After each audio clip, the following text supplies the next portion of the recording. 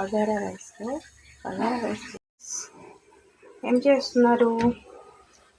పచ్చిమిర్చి, ఉల్లిపాయలు, పెరుగు, అల్లం వెల్లిపాయ పేస్టు, పుదీనా, కొత్తిమీర, టమాటా ఇవన్నీ 1 kg రైస్ బగారా రైస్ చేసుకుందాం.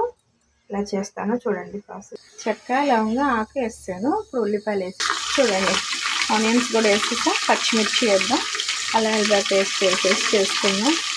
కేజీ రైస్ సండే కదా, సండే స్పెషల్ ఈరోజు మా ఇంట్లో బగారా రైస్, చికెన్ కర్రీ.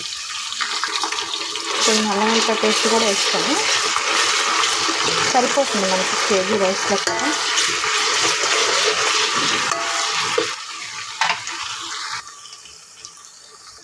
చూడండి ఫ్రెండ్స్, పచ్చిమిర్చి, టమాటాలు కూడా వేసాము, అవి కూడా కొంచెం బాగా కుక్ అయ్యాక తర్వాత పెరుగు, మనం కొత్తిమీర, పుదీనా కూడా వేద్దాం. పుదీనా, టమాటా అన్నీ వేసాను, తర్వాత కొంచెం చూపు పెరుగు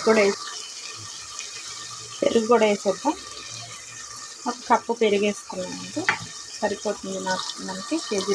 అలా చక్కగా మసాలాలన్నీ చక్కగా ఫ్రై అయిపోయితే మనం వాటర్ పోసేసుకున్నాం. ఉప్పు వేసేసి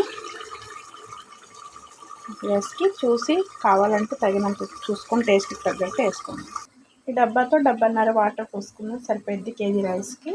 చూద్దాం ఇలా చక్కగా ఫ్రై అయిపోయినాయి, వాటర్ పోసేసుకుని ఫ్రై అయితేనే అంత మంచిగా మంచి స్మెల్ వస్తుంది, బాగుంటుంది టేస్ట్.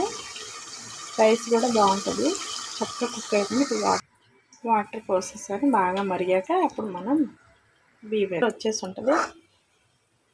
ఇప్పుడు మనం బియ్యం వేసేసుకుందాం. రావు